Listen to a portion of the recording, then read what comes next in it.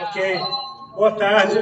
Nós estamos aqui na disciplina de Desenvolvimento Sustentável do curso de Gemologia da UFES e nós temos o grande prazer de receber Écio Moraes, que é diretor do IBGM, para a gente falar um pouco sobre o que está acontecendo no setor. Nós temos aqui uma turma grande e esses estudantes eles vão tentar desenvolver um plano, uma agenda ESG, né, que é para o setor joalheiro. Certo? Deixa eu ver. Perfeito. Então, a gente vai bater um papo aqui, sabe, Écio? Eu sei que você está em Brasília e já foi resolver assuntos ligados a esse setor. E aí eu gostaria que você se apresentasse, falasse um pouco do que é o IBGM para essa turma e, em seguida, falasse como que está a relação com o desenvolvimento sustentável.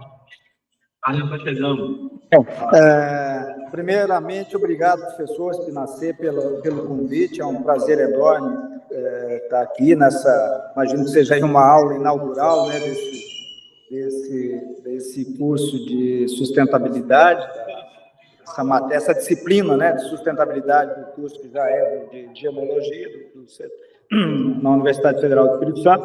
Então, é um prazer enorme para a gente, uma satisfação enorme. O IBGM, eu sou diretor executivo do IBGM já há muitos anos. O IBGM, para aqueles que não conhecem, é o Instituto Brasileiro de Gemas e Metais Preciosos, é uma espécie de confederação nacional do setor joalheiro, então a gente congrega, a gente representa, em larga medida, a cadeia de valor da indústria joalheira. Então nós temos dentro dos nossos associados a mineração, particularmente a mineração de gemas, a indústria e o varejo de joias. É uma instituição já constituída há mais de 40 anos, e nosso papel, basicamente, é defender interesses do setor, prestar serviços, ações na esfera promocional, institucional e de defesa de interesses. Então, para aqueles que conhecem, a gente organiza a FENINJA, que é a maior feira de joias da América Latina. A gente tem feiras que a gente promove no exterior também. Fazemos articulação de diferentes níveis, na esfera municipal, estadual e federal. Agora mesmo, acabei de sair de uma audiência pública no Senado, onde foi debatido o projeto de lei 836 do senador Fabiano Contarato, que regulamenta a comercialização de ouro no país. Então, a gente está, até por dever de ofício, a gente está muito ligado a esses assuntos relativos à cadeia de valor da indústria joalheira. Então, e como vocês sabem, a principal matéria-prima da indústria joalheira é o ouro e as gemas. Então, o ouro particularmente envolvido nos últimos anos aí nessa crise de governança muito séria, envolvendo garimpo ilegal, extração ilegal em território indígena, em área de conservação, enfim, é um problema gravíssimo e que precisa ser equacionado. Então, o IBGM está muito envolvido nesse assunto, visando contribuir para o aprimoramento do marco legal desse setor e organizar a cadeia de valor como um todo. Então, recentemente, por exemplo, a gente se consorciou com a Universidade de São Paulo, uma colega de vocês aí, né, a USP, que tem lá o Núcleo de Apoio à Mineração de Pequena Escala, o Instituto Somos do Minério, que representa a mineração de pequena escala no país, e 3 instituições empresariais, uma de marcação física de produto, outra de auditoria de Minas. Então, a gente está muito envolvido nesse tema do ESG. Estou colocando para vocês mais o aspecto ambiental, né, do environment, do ESG, né? Mas o ESG ele é muito mais abrangente que isso, né? É o environment, é a governance e o social, né? Então, e a gente, vocês estudando aí o segmento joalheiro, vão perceber um segmento composto majoritariamente de micro e pequena empresa e que precisa realmente olhar com muita atenção as premissas do ESG, né? Nesses 3 aspectos, né? Da sustentabilidade ambiental, da governança corporativa e do compromisso social. Na questão ambiental, por motivos óbvios. Nós não podemos fechar os olhos ou achar que não temos nenhum comprometimento, por exemplo, com a procedência dos minerais que atendem a essa indústria. Como eu coloquei para vocês, o ouro e gema são os principais insumos industriais desse setor, com todos os desafios e problemas inerentes à mineração de pequena escala. Se você estudar mais detalhadamente todo o problema envolvendo mineração de pequena escala no Brasil, a gente pode até conversar mais detalhadamente sobre isso no futuro, mas são diferentes problemas, diversos problemas, de natureza ambiental, social, econômica e até, mais recentemente, de segurança nacional. A infiltração do crime organizado, por exemplo, na mineração de ouro. Com relação à governança, também, como a gente sabe, a pequena empresa no Brasil, em linhas gerais, né, honrosas exceções, com todos os problemas próprios de governança, né, muito centralizado na mão do empresário, do pequeno empresário, que tem que pagar a conta, tem que fazer a receita, tem que gerar o seu quadro pessoal, não é fácil, né? E todos os problemas decorrentes aí de problemas trabalhistas e tudo mais. E o social também muito presente nesse segmento. O que não vai faltar para vocês é matérias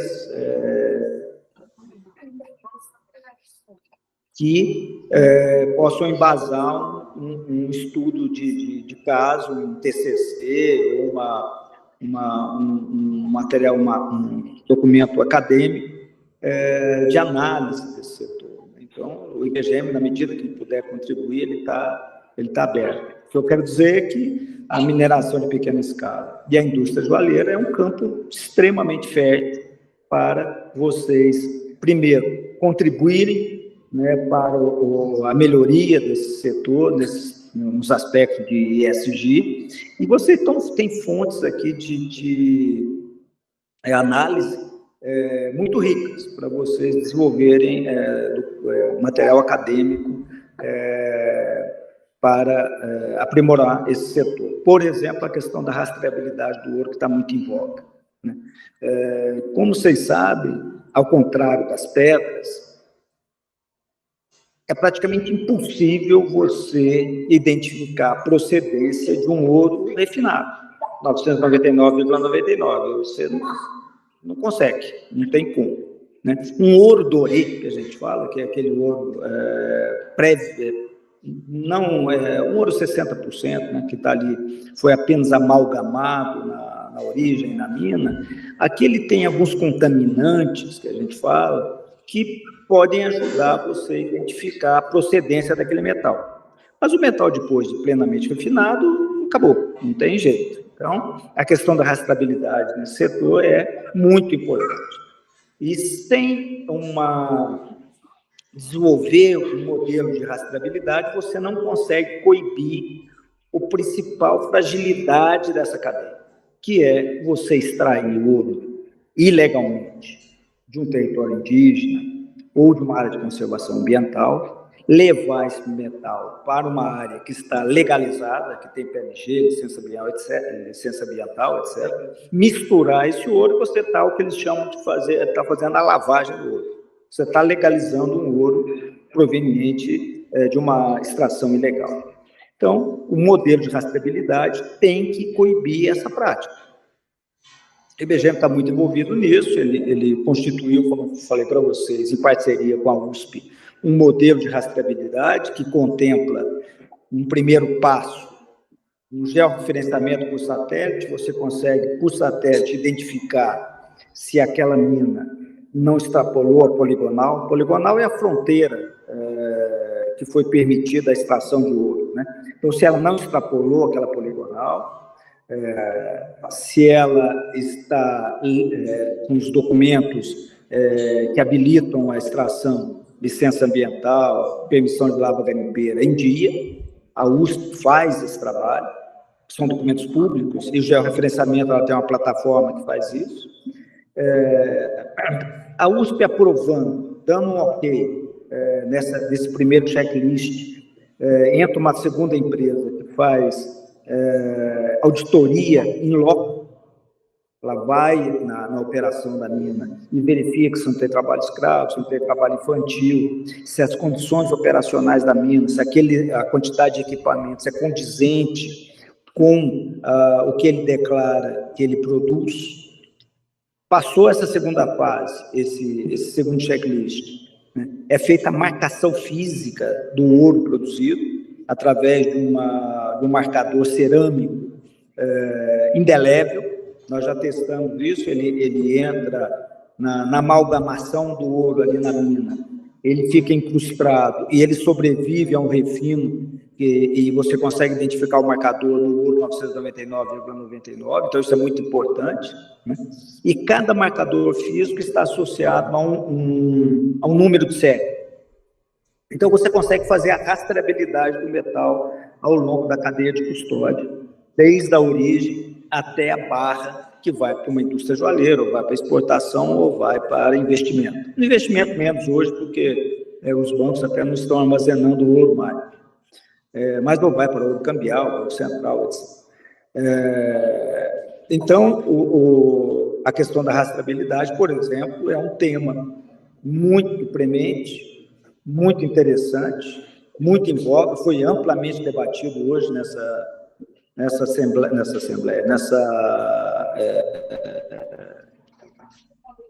audiência pública que eu participei no Senado. Foi amplamente debatido o assunto e será debatido ainda ao longo dos próximos meses. Então, o segmento joalheiro, a indústria, que também tem os seus desafios na esfera do ISG, o que fazer com os resíduos, por exemplo, de gesso. Vocês devem saber disso, que produz muito gesso a indústria joalheira, né? O que faz com esse gesso? Até hoje esse troço ainda não está muito claro para a gente, né? Mas poderia ter um aproveitamento muito melhor, né? O gesso é um subproduto, um resíduo da indústria joalheira, né? Vários outros, né? Mas mesmo na produção de gemas, né? Como está hoje a mineração de pedras no país, mineração de pequena escala de pedras no país, né? Que tipo eventualmente, um problema ambiental, que seguramente é em menor escala que do ouro, mas que deixa alguma sequela na esfera ambiental, né? Como é que está sendo isso tratado? Infelizmente, o marco regulatório da mineração de pequena escala no Brasil, ela é muito atrasada, muito frágil. E o poder público não tem uma devida consciência de tudo que está acontecendo, infelizmente. Eu tenho falado isso com os parlamentares. O nosso segmento, infelizmente, é uma indústria desconhecida, para o bem e para o mal. Ele é uma indústria desconhecida das suas potencialidades, que são importantíssimas. A indústria joalheira pode estar agregando valor ao bem mineral produzido no país. O Brasil produz 100 toneladas de ouro, processa na indústria apenas 10, 90 toneladas é exportado com baixo valor agregado e baixa arrecadação de impostos. A gente poderia estar agregando mais valor a esse mineral produzido no país, né? Ao contrário, por exemplo, da Índia. A Índia produz 2 toneladas de ouro por ano e processa 150, 200 toneladas de ouro por ano na indústria dela, né? Então, exatamente ao contrário nosso. Ela importa o nosso ouro, transforma em joalheria e algumas vezes a gente importa a joia acabada do industrial indiano. É como acontece com o aço, por exemplo. Nosso minério de ferro também vai em bruto e a gente importa o aço. O Brasil precisa urgentemente enfrentar essa questão que a gente chama de comoditização da sua pauta de exportação. Exportarmos commodity agrícola, commodity mineral, né? E passarmos a exportar cada vez mais produto com um valor agregado. Nós precisamos fazer isso. E para possamos fazer isso, nós precisamos estimular a nossa indústria, investir mais em educação, né? Agregar valor ao que nós produzimos como commodity. Então, a pauta ESG, nesse contexto, é absolutamente fundamental.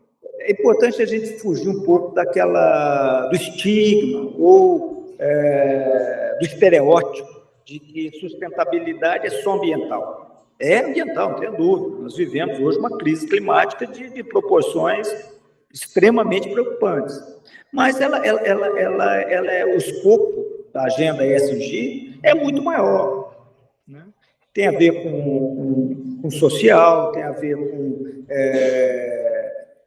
equidade de gênero, tem a ver com combate à discriminação, tem a ver com melhores condições de trabalho, tem a ver com sustentabilidade ambiental, né?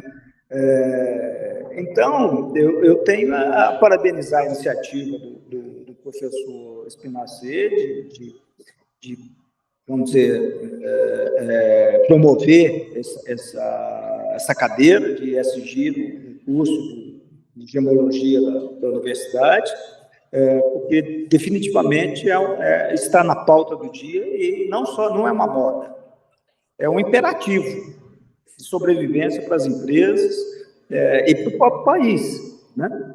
Então, feitas essas considerações iniciais aí, eu me coloco à disposição para a gente trocar uma ideia, fazer um bate-papo, né? Eu acho que esse é o espírito da coisa. Não vou aqui fazer um discurso, não, é mais para a gente trocar uma ideia mesmo.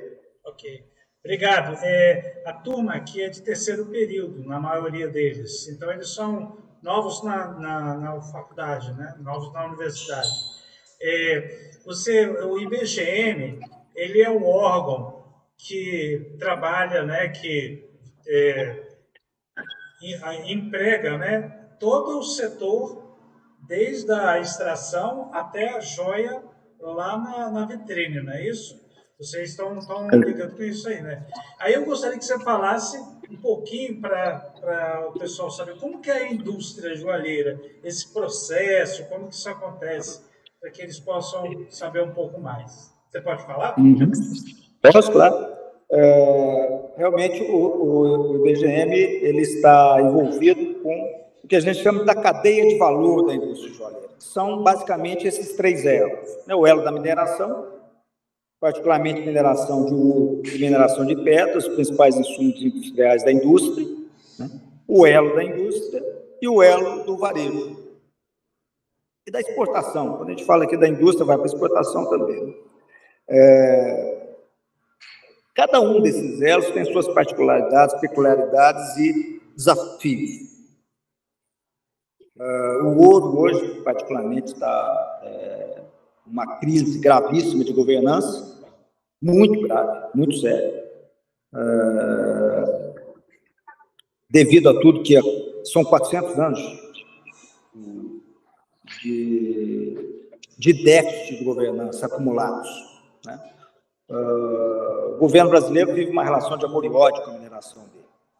E o mercado de ouro hoje está refletindo isso.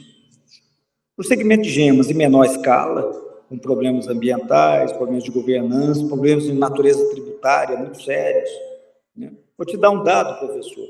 Se um estrangeiro, como o caso chinês, um alemão, etc., vai para um centro, um polo produtor de gemas, por exemplo, né? E ele compra uma pedra bruta, por exemplo, né? Ele vai pagar muito pouco imposto, praticamente nada de imposto, porque exportação é desonerada de imposto. Se eu tenho uma indústria no estado de São Paulo e vou para Minas Gerais adquirir a mesma pedra, para processar aqui no Brasil, gerar emprego aqui no Brasil, gerar divisas internacionais se eu exportar essa joia que eu vou produzir, né? Gerar tributos, eu pago hoje 12% de ICMS, por exemplo, no trânsito dessa pedra. É um absurdo, uma burrice tributária, né? Isso é apenas uma parte do problema. São diversos, é um ambiente que a gente chama de ambiente de negócio adverso. Nós precisamos sensibilizar os parlamentares, sensibilizar o Poder Executivo para melhorar esse ambiente. Então, nós temos diferentes problemas na mineração de ouro e na mineração de pedras. Você passa para a indústria tem esses dois insumos como seu principal componente de produção. A indústria joalheira no Brasil, ela está relativamente concentrada no estado de São Paulo. Hoje, 40% do parque industrial joalheiro está em São Paulo. São Paulo, Rio Grande do Sul, Rio de Janeiro e Minas Gerais, mas 45%, 50% está em São Paulo. E você tem uma unidade também lá em Manaus, na Zona Franca de Manaus, pequena, mas tem lá, particularmente Vivara, Gasten, que produzem para eles mesmos. A gente estima alguma coisa perto de 2.000 indústrias no país, particularmente micro e pequena empresas, até 40 funcionários, 50 funcionários, que produzem para o varejo, que já é mais capilarizado. A gente estima aí perto de 140 mil pontos de venda, desde o cara que vende relógio e vende o santinho, e lá na esquina, no interior, até uma grande cadeia como Vivara, Gasten, Monte Carlo, Julocuba, etc.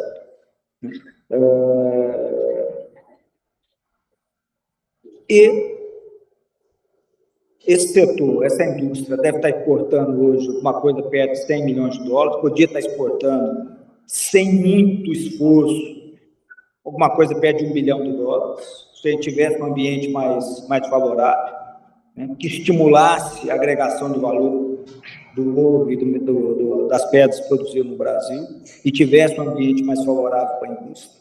Né? Então, basicamente, o Brasil, eu costumo dizer que o Brasil tem todas as vantagens comparativas para ter uma indústria joalheira extremamente pujante. Mas, infelizmente, ainda o nosso sistema tributário e o nosso ambiente de negócio não é favorável. A gente tem muito esperançoso que com essa reforma tributária o quadro melhore. Mas a gente poderia ter uma indústria muito mais, daria uma contribuição muito maior para a economia brasileira, como é o caso da Índia, por exemplo, que eu te falei.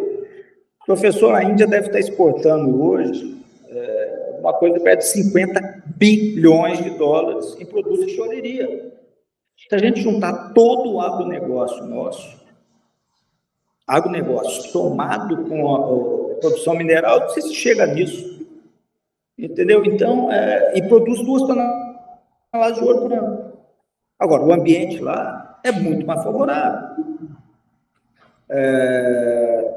Então, e eu costumo dizer que o nosso setor é um ilustre desconhecido. Então, a gente precisa, por isso que eu mais uma vez, eu ressalto aqui a importância dessas iniciativas, como a da Universidade Federal do Espírito Santo, de promover o curso de gemologia, de promover essa matéria, essa disciplina de ESG e contribuir para que tenhamos um setor mais profissional, mais transparente e mais promissor. Legal, então parece que a gente poderia fazer uma agenda ESG para cada um desses elos. Dava condições... Com certeza. Menos no varejo, né? Menos, mas não que não tenha requisitos, aí, não tenha pontos de contato com essa agenda. Seguramente tem equidade de gênero, questões trabalhistas, enfim, tem lá no varejo, né? Mas mais na indústria e na mineração, com certeza. Agora, todos há de convir que nossa história, né, ligada com a mineração, o Brasil tem uma história totalmente entrelaçada com a mineração. E a forma como foi feita aqui, até depois da Revolução Industrial, né, o Brasil foi sempre um país de onde se tirava as coisas, né? Muito pouco teve indústria, né? Há pouco tempo é uma indústria tardia, né? Essa questão cultural acaba reforçando esse tipo de situação no Brasil. Não tenha dúvida. Só para a gente voltar um pouquinho aqui nos livros de história, né, professor? Sim. Quem financiou em larga medida a Revolução Industrial foi o ouro brasileiro. O ouro brasileiro ia para Portugal estava profundamente endividado com a Grã-Bretanha, né, com a Inglaterra na época, e já passava só pelos portos portugueses, já ia pagar a dívida portuguesa com a Inglaterra, que por sua vez o ouro brasileiro financiou em larga medida a Revolução Industrial, cujo O polo dinâmico foi a Inglaterra, né? Então, o Brasil tem esse viés extrativista que é muito sério, a gente precisa enfrentar isso. A pauta de exportações do Brasil vem se comoditizando ao longo dos anos. Isso é ruim para o país, né? No princípio da década de 80, a participação da indústria no PIB estava em torno aí de 30% do PIB era proveniente da indústria. Hoje, menos de 10%, em torno de 10%, 11% do PIB provém da indústria. Isso é muito sério, é muito ruim, né? Então, nós precisamos reverter esse quadro. Não é fácil, ninguém está falando aqui que é fácil, isso exige investimento em educação, produtividade, desenvolvimento tecnológico, etc., mas é uma pauta fundamental. E tem a ver com aquilo que o senhor colocou, né? Durante muitos anos, a coroa não permitiu que se industrializasse nada no país, né? Não tinha nenhuma gráfica aqui, não tinha, era proibido industrializar qualquer coisa, né? Tanto é que a ourivesaria era proibida. O Brasil era um grande produtor de ouro, mas não poderia desenvolver suas joias. Sim. Eu tive agora com você, a gente se encontrou lá na FENIGE, e teve aquele painel interessante lá que falou sobre vários assuntos. Teve uma pessoa, que eu não me lembro o nome dela, uma senhora, que ela falou sobre o luxo, né? Os produtos para o luxo. E ela falou que o luxo ele pode atualmente sustentar qualquer tipo de interferência. Foi muito interessante isso, que ela colocou que o que determina o luxo hoje é bem-estar de vida, qualidade de vida, a pegada ecológica. Então, qualquer ação dessa natureza, de tentativa de melhorar o setor, ele é autossustentável, não é isso, Écio? Não tenha dúvida. O conceito de luxo, ostentar hoje, é cafona, né? A gente, não sei, eu sou mais velho que você, mas o povo nem sabe, deve saber o que é isso, cafona. Mas cafona é aquele over,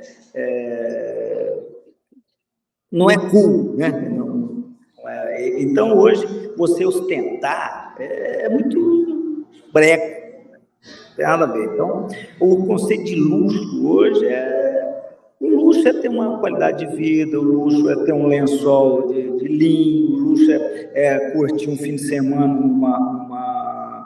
num hotelzinho bem legal, um lugar bacana. Enfim, o luxo é qualidade de vida. E o que isso tem a ver com a joalheria? Tem a ver talvez mais com o design da joia, né? Então, joia sempre foi e sempre será um produto com alto conteúdo simbólico. Então, se você incorpora esse espírito do tempo, revendo o conceito de luxo, etc., se você incorpora isso no design da joia, você pega, por exemplo, desenvolve uma coleção alertando para a degradação do meio ambiente, mostrando, isso tem apelo, porque joia é conteúdo simbólico, né? E você garanta, por exemplo, que o teu ouro tem procedência, não vem de território indígena ou área de conservação ambiental, né? Que as tuas pedras também são produzidas respeitando o meio ambiente e tudo, com mineração que respeita a qualidade de vida de seus colaboradores. Tudo isso, mas será que agrega valor? Não tenha dúvida que agrega valor. E vai agregar mais valor ainda, porque eu reconheço que o público, o consumidor, ainda não está suficientemente sensibilizado para o tema. Ou seja, ainda o consumidor não vai numa joalheria e fala, mas de onde que vem esse ouro? De onde que vem essa pedra? Você respeita, você tem uma agenda de ESG, talvez ele não faça essas perguntas de pronto hoje, mas cada vez mais, nós estamos falando aqui seguramente com um público muito mais jovem, que tem uma preocupação com esse tipo de tema, muito maior que a minha geração teve, que a tua geração teve. E isso é crescente, e isso vai ficar cada vez mais premente a partir do momento que a crise ambiental está batendo na nossa porta. bateu, nossa, pô, aquilo que a gente imaginava que fosse acontecer daqui a 20, 25 anos, está acontecendo agora, nesse momento. Basta abrir nem abre o jornal, mas abre uma rede social de notícias, você vai ver o que está acontecendo no Sul, que a gente nunca ouvia falar, de ciclones, de eventos climáticos extremos, enchentes, desgelo, subida do nível do mar, enfim, aquecimento global, a gente vê esse calor intenso, né? Eu vou muito a Cuiabá ficou intolerável, né? Então, essas coisas estão assim, tornando premente esses assuntos que nós estamos conversando, que alguns anos atrás ninguém dava o devido valor, né? Mas agora está cada vez mais isso do aspecto ambiental, mas a questão da equidade de gênero, a gente vê cada vez mais a importância de se valorizar a presença da mulher, de respeitar a mulher, de buscar equidade salarial, né? Tudo isso a gente essa agenda está no dia a dia. Não tem como mais falar assim, não existe. Como não existe? Está aqui. Né? E isso tem a ver com tudo, mas tem a ver com a joalheria. A joalheria pode ser, inclusive, e tem todas as condições para ser um produto diferenciado para reverberar, para promover esse espírito do tempo, essas novas tendências. É interessante que você falou que eu sou mais novo do que você, mas nem tanto. Na virada do século, não sei se você se lembra de uma menina chamada Dorothea Werneck. Sim, tive muito contato com a Dorothea. Então, ela tentou estimular o Brasil para sair da situação econômica que estava, e uma das decisões era deixar de ser exportador de commodities, né? Você vê como é que o assunto é antigo. Então, é antigo. E aí, nessa época, eles não tiveram jeito, eles foram bater no design, porque o design é que consegue materializar as coisas. E nessa época eu tive a oportunidade de ser gestor do programa do design lá em Alagoas, contratado para desenvolver isso aí. E aí, essas questões, elas já estavam lá para pegar o que o brasileiro produz, que tem coisas maravilhosas, e trazer isso para o produto, colocar na história, e faz com que ele vá agregando cada vez mais valor. Então, o Brasil, ele tem, além da questão mesmo da própria capacidade de produzir esses commodities, né? Também tem história, tem a arquitetura, tem a paisagem, tudo isso que pode ajudar a contribuir para que o produto faça essa pegada social, essa pegada ecológica com muita facilidade. A cultura é riquíssima, né? A cultura brasileira, né? É uma fusão é um sincretismo religioso, é uma fusão de culturas, de origens, né? O negro, o europeu, o índio, né? Isso produziu uma cultura riquíssima que é nossa, e isso acaba refletindo no design. E o design, mais do que uma expressão cultural, professor, ele é também uma ferramenta estratégica, porque o design bem elaborado pressupõe pesquisa de mercado, correto posicionamento do produto alinhado com aquela marca determinada. Então, e quando a gente fala de posicionamento, pressupõe eu entender o meu cliente, né? Qual o perfil do meu cliente, qual a renda média do meu cliente, como é que eu quero atingir o meu cliente, né? Então, isso tudo está incorporado na filosofia do design estratégico, que a gente chama, né? Então, o design tem conceito, tem posicionamento, tem pesquisa, e mais até do que isso, ele tem o pressuposto de que o desenho tem que estar alinhado com a capacidade de produção daquela determinada unidade. Né? Não adianta eu elaborar um design extremamente sofisticado em termos de formas e que não seja factível na produção, na minha linha de produção. Eu vou ter um gap. Então, o designer tem que estar alinhado com o design, ou o designer, no caso, o designer que concebe a joia, ele tem que entender um pouco da da produção, senão ele vai conceber um produto que vai ter dificuldade de ser produzido, vai gerar retrabalho, vai gerar custo de produção, etc. Então, o design, na verdade, incorpora tudo, né? Então, é um instrumento de fomento da produtividade, da redução de custos e de melhor posicionamento do produto. Isso tem a ver com vocês aí também, né? Não sei se tem aí alguma disciplina que tem design, etc. Mas o design é fundamental nesse aspecto também.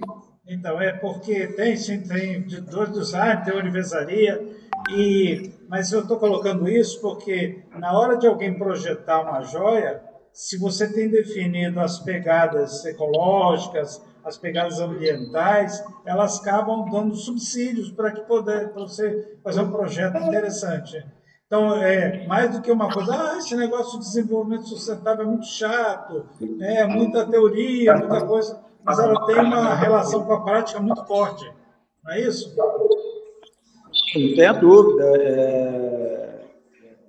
Eu, particularmente, não vejo nada de chato, eu vejo de desafiador. Assim, definitivamente a agenda do momento, né? A questão da sustentabilidade se tornou premente, ela está presente em tudo quanto é lugar, né? Vou te dar um outro exemplo aqui, acordos comerciais internacionais, né? O que está barrando, por exemplo, o acordo Mercosul com a União Europeia? Cláusula de sustentabilidade, né? Que tem dimensão política, né? A União Europeia está lá exigindo do Brasil alguns compromissos ambientais que o Brasil só não tem condições de cumprir, né? Enfim, tem lá implicações, não vamos entrar aqui no caso. Mas hoje a sustentabilidade permeia o direito, permeia o comércio internacional, permeia a atividade empresarial, ela está em todo lugar. Em todo lugar. Então, é um assunto extremamente excitante. Eu acho que tem que olhar por esse lado. Então, o que a gente vai tentar fazer aqui, como eu trabalho com a metodologia ativa, eu vou desafiar os alunos a desenvolver uma agenda ESG ou para a cadeia toda produtiva das joias, gemas e afins, ou para algum elo da cadeia que eles acharem mais interessante. E depois a gente apresenta isso para vocês darem uma olhada, Edson, para ver o que vocês acham. Pode sair grandes contribuições aí. Professor, o que precisar, sabe, a agenda nossa é um pouco conturbada, mas eu acho tempo aqui para a gente oferecer insumo, material que a gente tenha disponível. O que precisar, vai ser um enorme prazer contribuir para esse projeto. Não só no início dele, mas, eventualmente, no final, para apreciação de trabalhos, etc. Mas o que o IBGM puder ajudar, a gente está aberto aí, não deixe de me contatar, de me provocar, a gente está à disposição. Alguém tem alguma pergunta, quer falar alguma coisa? Não? Se quiser, eu chamo, vem até aqui do meu lado aqui, falo para ele.